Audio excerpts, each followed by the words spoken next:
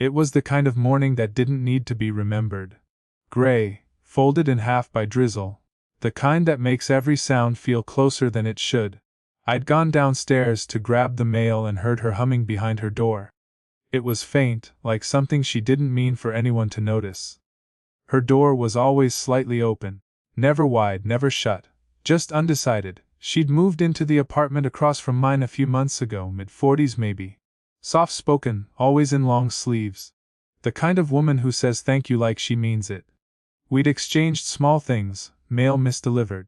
An umbrella lent once when I'd misread the sky. But nothing you'd call a conversation.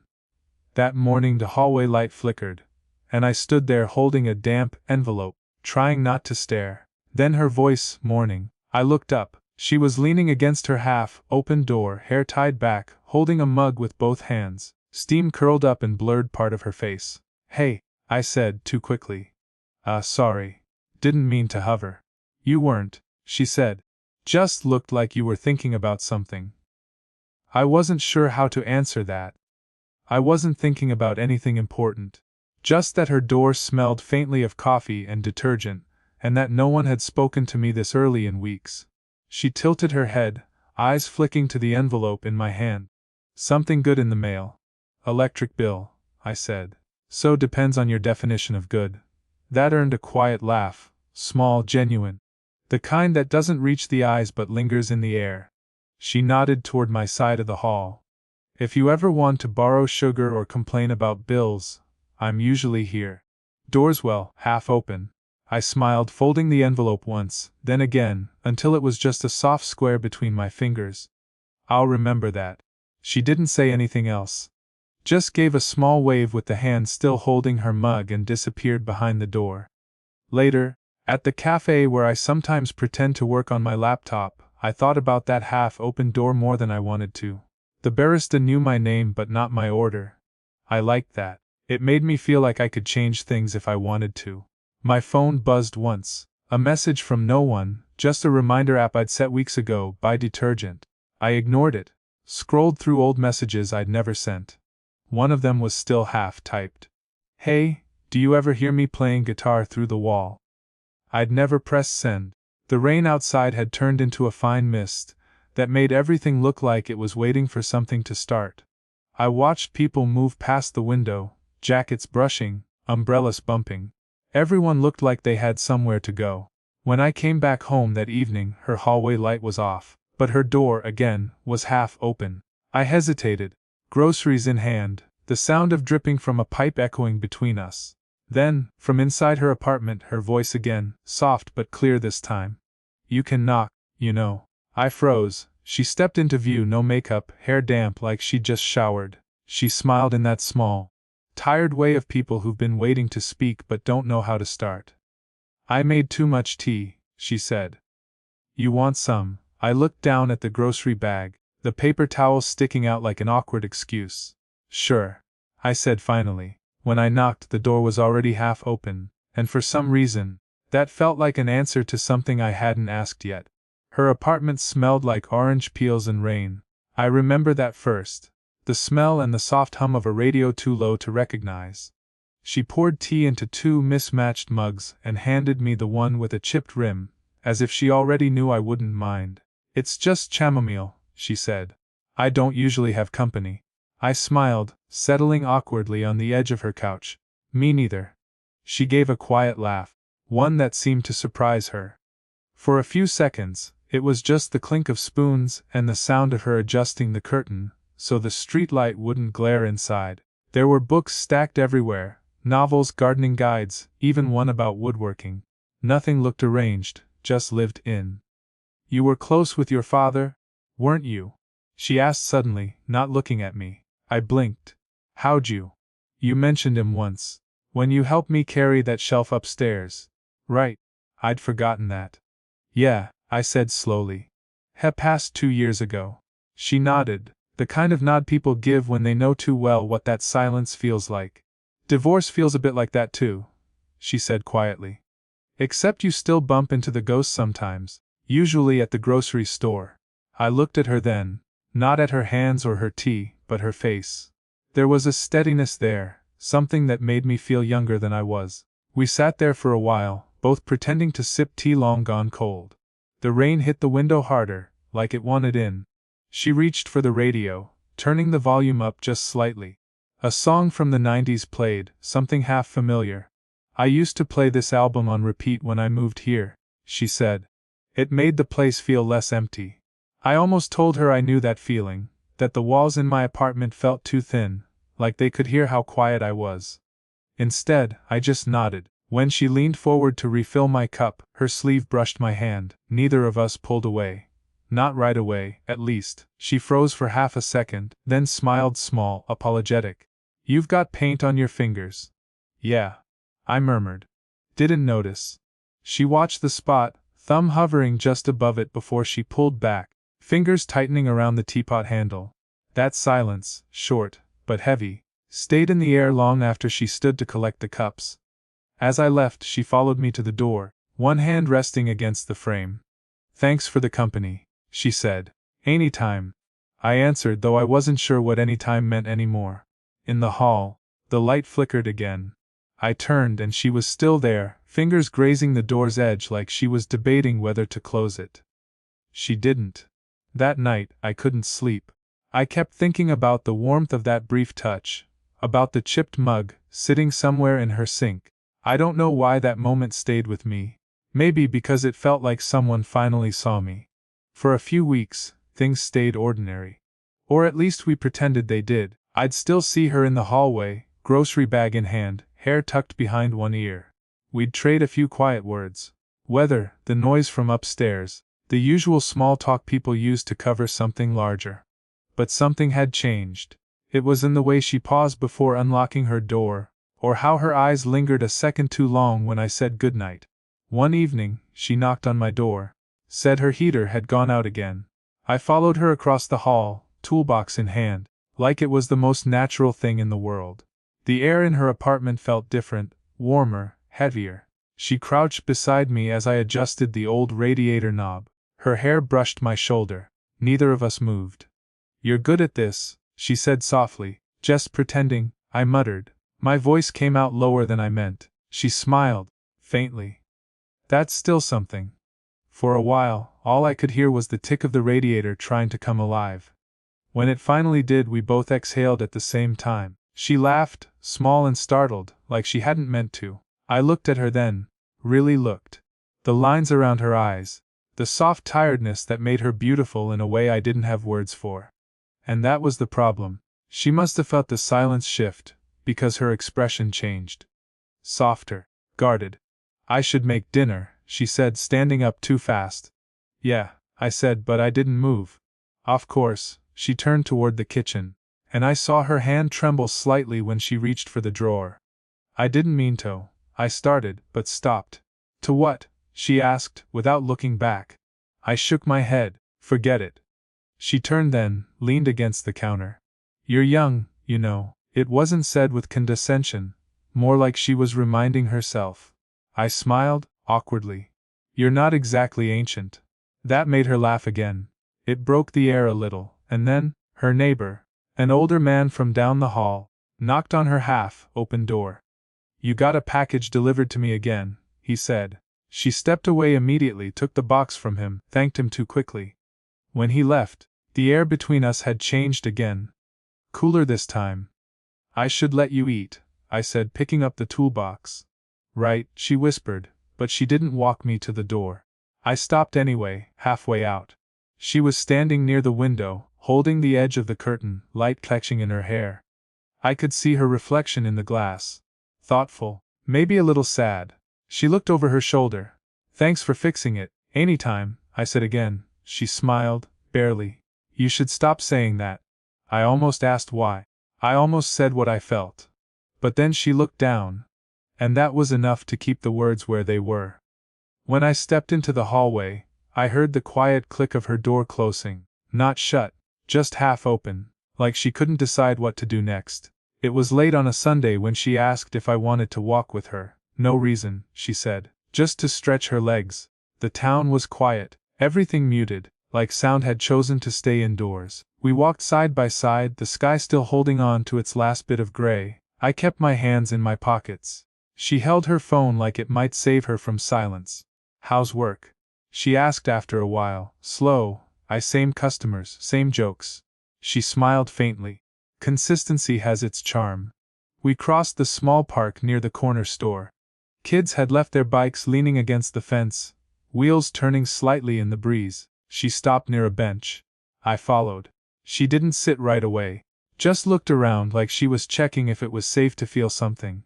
Then she did. I sat beside her, close enough to hear her breath. "I saw you talking to that girl from the cafe," she said suddenly, her tone too light to be casual. I blinked. "Oh, Santa, she's just a friend." She nodded, not meeting my eyes. Of course. There was nothing sharp in her voice, but something had cracked open between us anyway. I leaned forward, elbows on knees. "You sound like you don't believe me." She hesitated, then let out a small, dry laugh. "Doesn't matter what I believe, does it?" I looked at her, at the way she was pretending to trace patterns on her sleeve. "It does to me." That made her look up, eyes tired, unguarded. "You shouldn't say things like that." "Why not?" "Because I'll start to believe you mean them." The air stilled.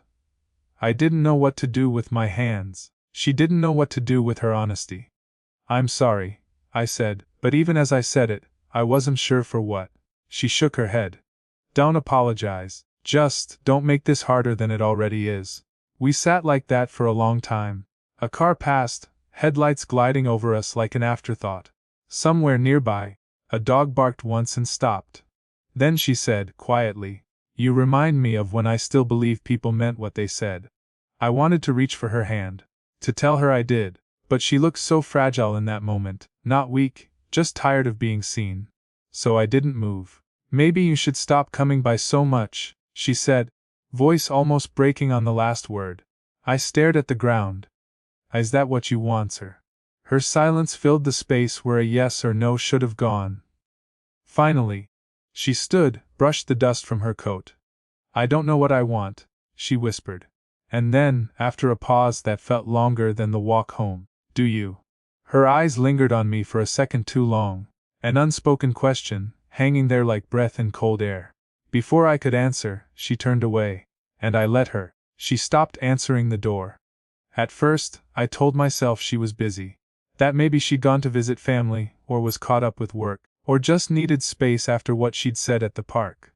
But by the fourth day, the half-open door stayed closed, and the light under it never changed. I started taking the stairs slower, just in case I heard her humming again. I didn't. The fifth morning, her mail began piling up.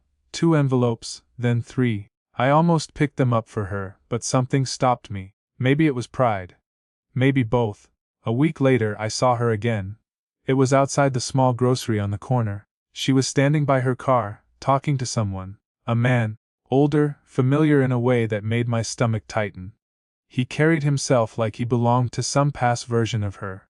He touched her arm when he spoke, and she didn't move away. She looked up once, caught me staring from across the street. Her expression shifted, just slightly, a small flicker of recognition, guilt, something else. Then she smiled.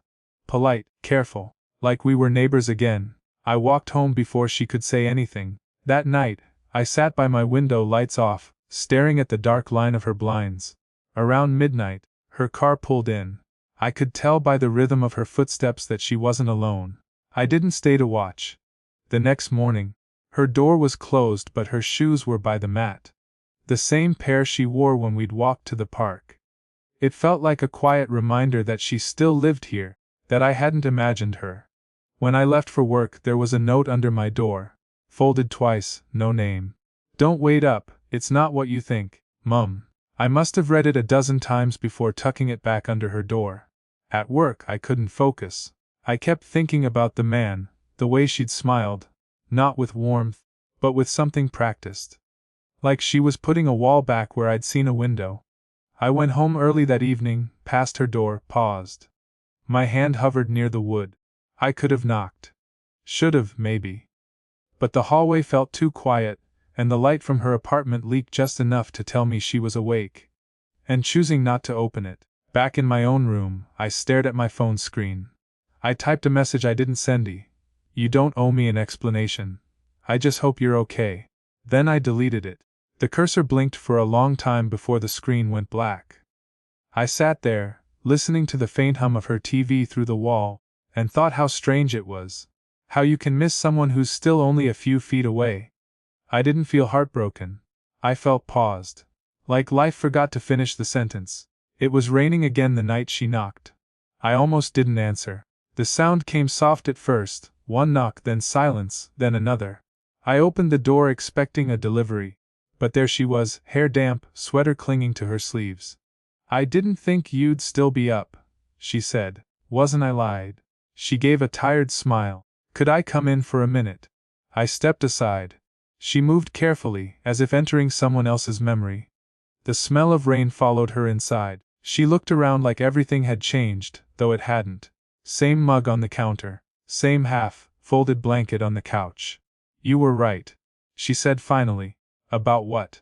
That night in the park. She met my eyes just long enough. I did believe you meant it, and that scared me. The words hit harder than I expected. I didn't know where to put my hands, so I shoved them into my pockets. I didn't mean to make you feel that way. She shook her head. You didn't make me feel anything. I just forgot what it was like to be seen like that.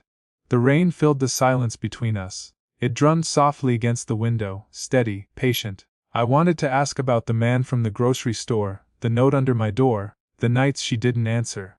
But her face already carried the explanation. Worn, but kind. She didn't owe me one. I thought you left, I said instead. I almost did, she whispered. Then I realized leaving wouldn't change what I felt. It would just make it quieter. I nodded because I understood. Quiet doesn't mean gone. She stepped closer. Not much. Just enough that I could see the faint line of tiredness under her eyes, the small scar near her temple I hadn't noticed before. She looked older than I remembered, or maybe just more real. I don't know what this is, she said. And I don't want to ruin what's left of it by pretending I do. I smiled, small and uncertain. Then don't.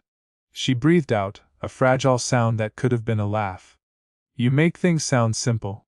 They're not, I said, but sometimes pretending helps. For a long second, neither of us moved. The air was thick with everything unsaid. Weeks of distance, small kindnesses, unfinished sentences. Then, she reached out. Not to hold me, not quite. Just placed her hand on my sleeve. A small human thing. The warmth of it spread slow, steady, like something finding its way home. I'm not good at this, she whispered. I don't think anyone is. We stood there, two people caught in the soft middle of a decision neither wanted to make. The rain eased outside, the kind of silence that asks you to stay a little longer. She looked up once more, eyes calm now. Okay, she said. And somehow, that was enough. By the time spring came around, the rain had turned gentle again. Not the kind that kept you inside. The kind that made you linger a little longer before going in. She and I never talked about that night. We didn't need to. Something had shifted quietly, like furniture moved in the dark. Everything still in the same place, but you could feel the difference. Her door was open more often now, wide enough for morning light. I'd hear the kettle whistle through the wall around 8:30, maybe 8:47 if she slept late. Sometimes she'd knock just once, and I'd know it meant tea. We didn't sit close anymore. Not the way we used to. But the distance wasn't a wall, it was a kind of understanding. She'd make tea, I'd bring my coffee. We'd trade silences like currency. Still working at the shop? She asked once. Yeah, I said, smiling. Still pretending to fix things. She smirked. Pretending can be enough. I thought about that for a while. She had a way of making small truths sound like confessions. Sometimes we'd walk again, same park, same bench, her same coat. The bench creaked when she sat, the same way it did that night. Only this time, she laughed when it did. I keep waiting for it to break, I said. It's holding up, she answered, looking straight ahead. Some things do. We didn't need more than that. Once I caught her staring at me as we crossed the street. The kind of look that feels like being remembered. She didn't look away when I noticed. Just smiled, faint and sure. It wasn't a storybook ending. She still had nights she didn't answer the door, and I still had days when words sat heavy in my throat. But we found a rhythm anyway. Two lives brushing edges, quietly choosing to stay. When summer came, she left a note on my door, "Kettle's on. Come if you're awake." No signature, she didn't need one. I walked over. The door, as always, was already half open. She was by the counter, sunlight turning her hair almost gold. 2 mugs sat waiting, one chipped, one new. She held up the old one. "Yours," she said. I took it, smiled. "You kept it." She shrugged, pretending not to care. It's seen worse mornings. We stood there, sipping tea that had gone a little cold. The silence wasn't heavy anymore. Just full. I don't think love was ever the right word for it. It was something smaller, steadier. Something you don't name because naming it might break it. Before I left, she leaned against the doorway, hand resting on the frame. "Same as the first time. See you tomorrow?" I asked. "Probably," she said. And when I turned away, the sound of her soft laugh followed me down the hall. I glanced back once. The door was still half open. Some things, I think, are meant to stay that way.